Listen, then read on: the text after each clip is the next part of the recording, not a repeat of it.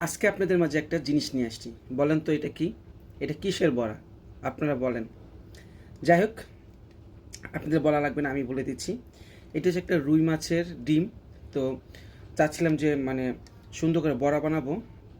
তো বড়াই বানাতে চাচ্ছিলাম, পেটে মানে তর্স হইতেছে না, গিলার জন্য পাগল হয়ে গেছি।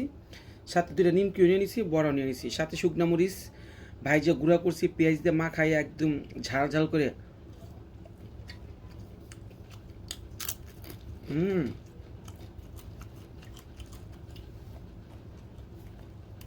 ভাই,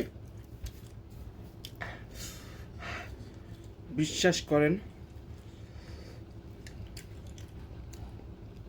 এত ঝাল আর এত গ্রেভি পাইছিল, আমার অনেক খিদা পাইছিল। হুম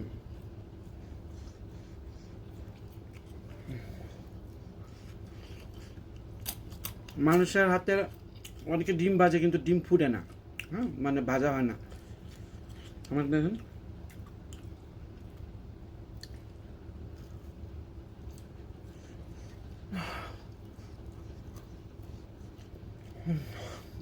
এত ঝাল। হুম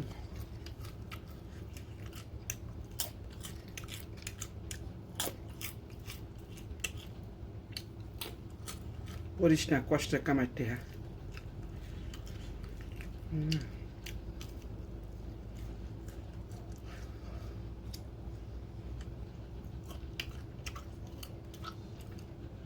যা যারা খেতে চান চলে আসেন।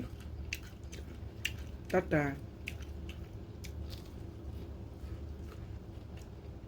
আসলে আমাকে মাফ করবেন, প্রথমত খাওয়ার সময় বিসমিল্লাহ করতে আমি ভুলে দেখে।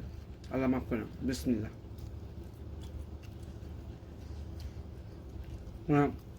পেটে আর সয় না, গিলার লাগে ভাগলে দেয়। টাটা। ভাত দিয়ে খাবো।